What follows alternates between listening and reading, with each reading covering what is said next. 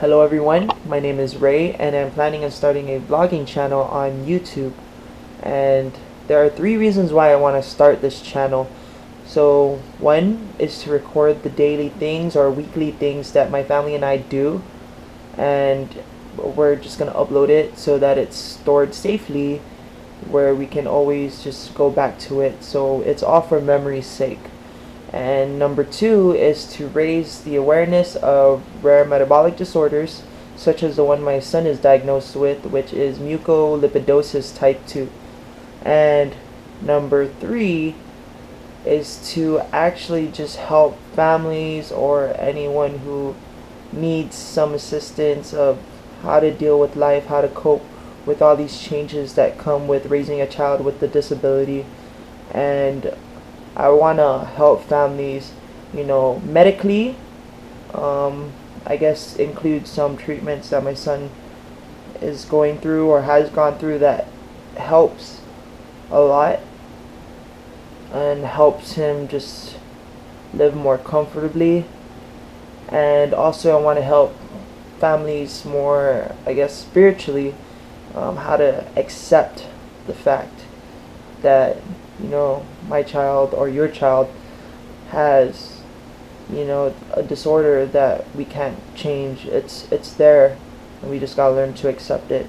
My son was born on August 12, 2013, and at the time he was born I was deployed in Afghanistan, and when I came back he was already 4 months old. The first time I held him at the airport, I knew that something was different because when I held him, he was like really hard, and I was just like, okay, every child is different, so can't make a judgment based off of the way my child felt.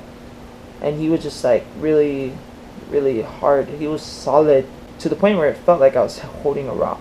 So when I got back, my son was 4 months, and that was about the time my wife and I noticed that he wasn't reaching certain milestones that children his age should be reaching, such as being able to roll over from side to side. He would just kind of lay there, not even bothering to turn from side to side. So that is when it was kind of concerning. So we brought him into the pediatrician, and his pediatrician said, you know what, there is something abnormal. His physical development isn't up to par with how it should be at his age. So from then we decided, okay, we'll do another checkup. I guess it was a 6-month checkup.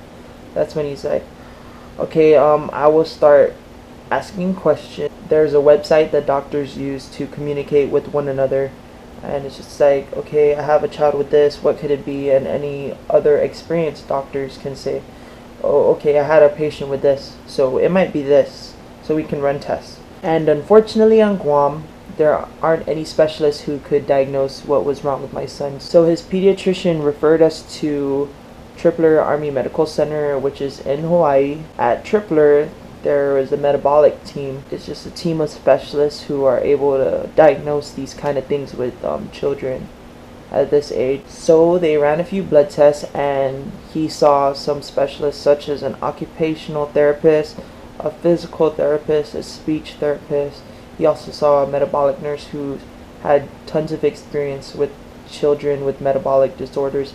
He saw a geneticist, a pulmonologist, cardiologist, all those specialists, you name it. So Aiden's pediatrician here on Guam said, you know what, it kind of seems like he has mucopolysaccharidosis, and this mucopolysaccharidosis has many types, and he guessed it would be type 1.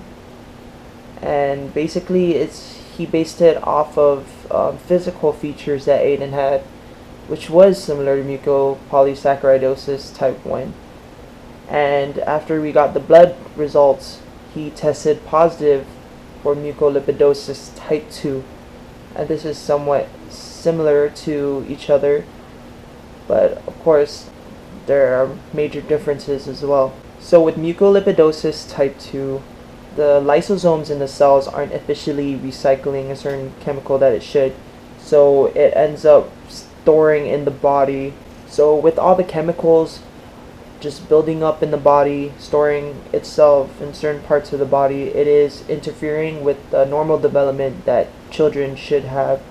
So it deposits itself in bones, the brain, everywhere. So it does interfere with physical development, mental development, and some are actually quite obvious. So that's just a little description of my family, and I do plan on posting more videos which has details about Aiden's physical development and mental developments, and what age he reached certain milestones. I just plan on also posting just the little things that we do from day to day, and little things Aiden does more importantly. So I really hope that all the videos I post up raises awareness of how it feels to raise a child with a disability, and I hope the videos that I upload help families, learn to cope with these things. It's just these little things that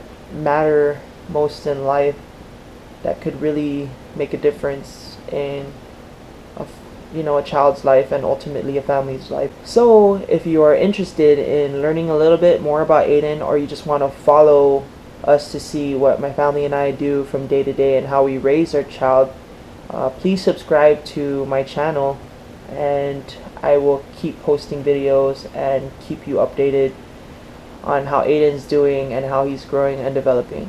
And I hope you guys have a good day. Thank you.